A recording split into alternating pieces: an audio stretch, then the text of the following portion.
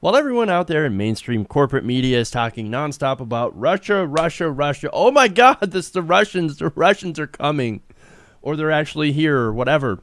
Republicans in Congress have been wasting no time in trying to pass horrendous pieces of legislation.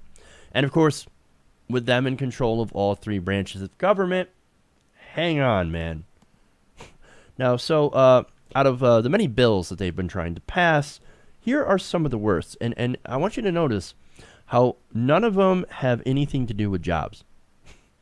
Now, H.R. 861 is the bill to terminate the Environmental Protection Agency because who cares about the environment? Who gives a fuck, right? It's not like we have to, like, live and breathe in the air and drink the water or anything like that, right? I mean, come on. Air, it's overrated. Sad, baby. This, of course, was a bill that was co-sponsored by Republican members of Congress from states that are heavy into fossil fuels. It says nothing about what would happen to the multiple environmental regulations that the EPA has put into practice since 1970, or its budget, which would likely probably go to tax cuts for rich people. H.R. 861 is currently waiting action in the subcommittee on the environment. So we don't know if that's going to get put into Congress, but it's got a better chance than it did before. Now, another bill, H.R. 610, is tax dollars for private schools. And this is put forward by Steve King of Iowa, a very... this guy is probably one of the biggest douchebags in Congress.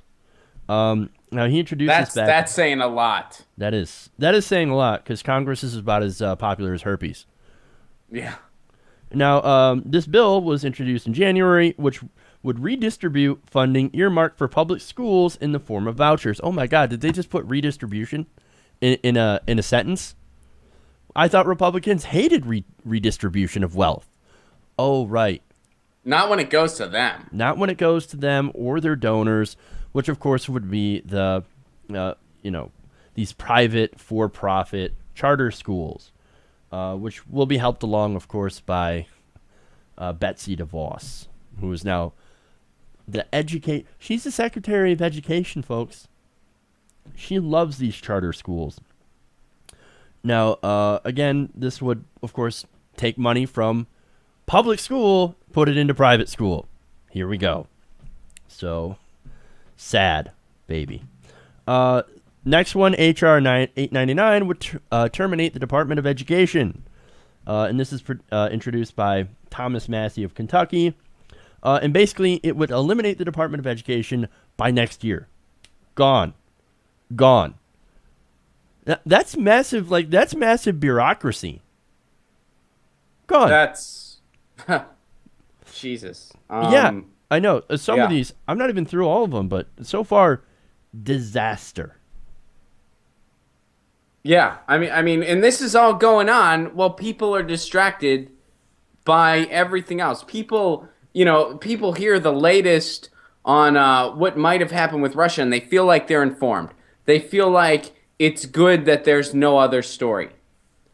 They feel like it's good that they're holding quote-unquote President Trump accountable for all the bullshit he says. Meanwhile, it's like, no, they're proposing this shit right now.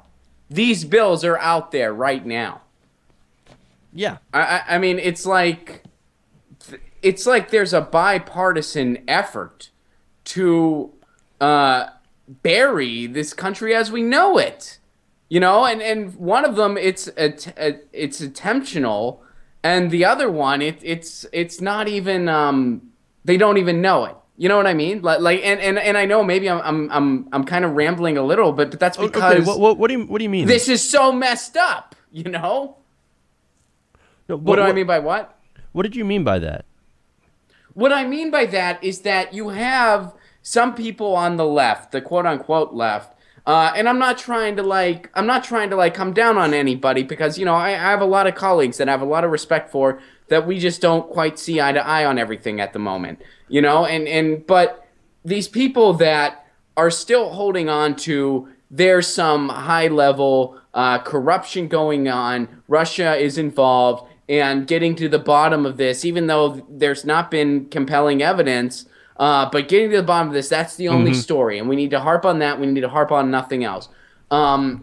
And then on the other side, you have the people supporting Trump, and they're paying attention to, whatever he's doing. So you have people on the left that need to be paying attention to the bills that are being put forward. They need to be paying attention to the fact that the Democrats are really just being Republican light because they still are hanging on to this false idea that playing the establishment game is how they're going to win. Or, worst case scenario, they don't give a fuck about winning. Yeah. You need to be paying attention to that. Instead, you're not paying attention to that, or you're just paying attention to the bogus shit that Trump's tweeting. So when you take those two camps, it's almost like there's bipartisan support to dismantle this country, to gut unions completely, to gut the EPA, to gut education. And you do that, what are we left with? Who's going to hold down the fort? Nobody. I mean, that's insane. The EPA, which, by the way, is here because of social movements, not because of one political party or the other. The EPA, like our last line of defense, which is a soft line of defense to begin with, quite frankly, but our last line of defense, nonetheless, against a guy that doesn't think climate change is real. Our president doesn't recognize climate science. And you're going to gut the last line of defense. You're going to gut education in a country that, holy shit, needs it more than ever before. And this is coming from a guy that has taught community college and learned from a classroom full of kids that not one of them had read the book 1984 ever in their lives. And then when I said, you've got to be kidding me, no one in this class has read 1984, a student raised their hand and said, well, Professor Ron, you've never seen all the Fast and Furious movies. That's the country we live in. That is the country we live in. And that's why we're losing. You're gonna get rid of education, and then you're gonna get rid of unions, which are being stamped out at every opportunity to begin with. You're gonna make right to work completely. Which, by the way, right to work is a disaster. Okay, and I've lived in a red state before. I lived in Tennessee. I've seen the effects of it. Right to work is an absolute disaster. It is a right-wing money grab. It is nothing but that. You're gonna make that federal. You're gonna eliminate unions. Trump would do that with a smile on his face. And neoliberals don't give a fuck about that stuff, so they're not going to do anything about it. Instead, they're just going to show Tom Perez and Keith Ellison being besties, that obnoxious, nauseating circle jerk, and we're supposed to be like, see, be more like these guys. They know how to reach across the aisle. This is not the time to reach across the aisle. If you're not resisting the right at every point, you're a Democrat, you're not doing your fucking job, and it's time for us to get rid of you. You know what, though? There's a reason for that. The Democrats, the neoliberal corporate establishment, would rather have somebody like Donald Trump win than have a progressive win. You know, and they would rather lose to Republicans than let a progressive win. Yep, that's the whole issue. They sure here. would. This is the crux of the issue. This is why so many people distrust and despise the Democratic Party at this point.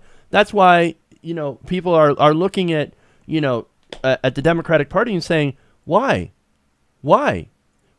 should I support this party? Why should I be a part of this? Why should I even vote for you? Why shouldn't I go green or whatever, or try to draft Bernie into another party? I've seen those arguments. I don't necessarily agree with them, but God, I know where they're coming from. This is why people are pissed. This is why people aren't part of the party, because we're not doing anything to stop this terrible legislation.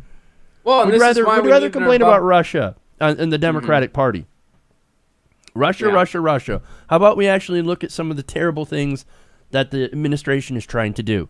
How they're going to orchestrate another, maybe orchestrate's a bad word, but their policies, the stuff that they're passing, is going to cause another financial crisis.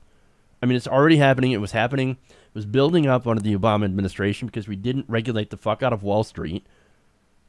And didn't punish the bankers, didn't go after them like we should have. And we've got still the same lax rules, even under Dodd-Frank, which was super weak sauce. We're going to get another financial crisis. And who's going to pay for it this time? We say we're not going to pay for it this time, but we're going to pay for it. And we were talking about this. We were talking about this not too long ago. Yesterday, I had the privilege, I don't mean to, but we were talking about this with Sam Ronan off mic, where there's so many parallels with 1928 right now. There's so many parallels with the Great Depression. And this is the first time, with exception to the Bush years, that the Republicans has had the House, the Senate, and the White House. This is the first time, with exception to the Bush years, since 1928.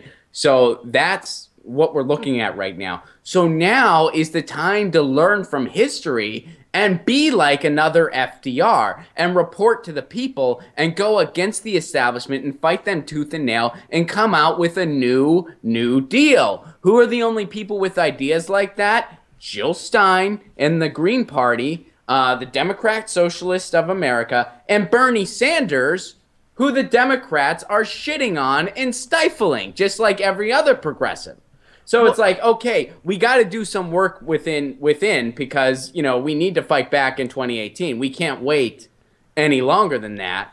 So we need to work from within, but we need to go out too, because in the long run, this two-party system is dead. It ain't working anymore. Yeah, not only do they shit on Bernie Sanders, of course, but they're also trying to simultaneously use him as a figurehead to try to get more into the Democratic Party. They want Bernie's mailing list. And they want, they want his email list and they want his clout, but they don't want his ideas. They don't want to put his ideas into practice. And that's what's going on here. Disaster.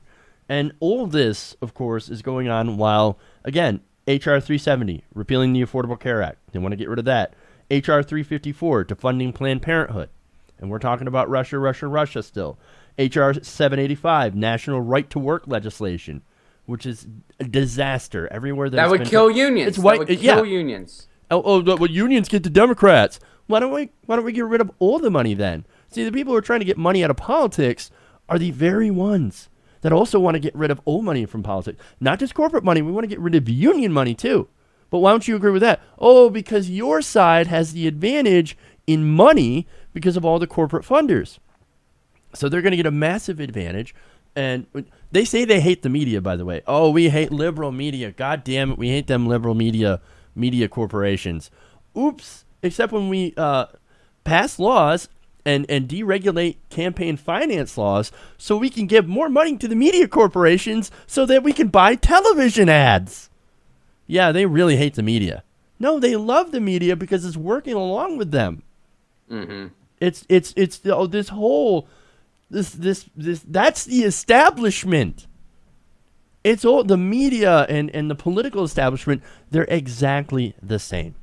Hey everybody, thanks for watching this video. If you want to see more like this, please hit the subscribe button below. And if you want to support truly independent progressive media, please consider becoming a patron at patreon.com/TYTNation.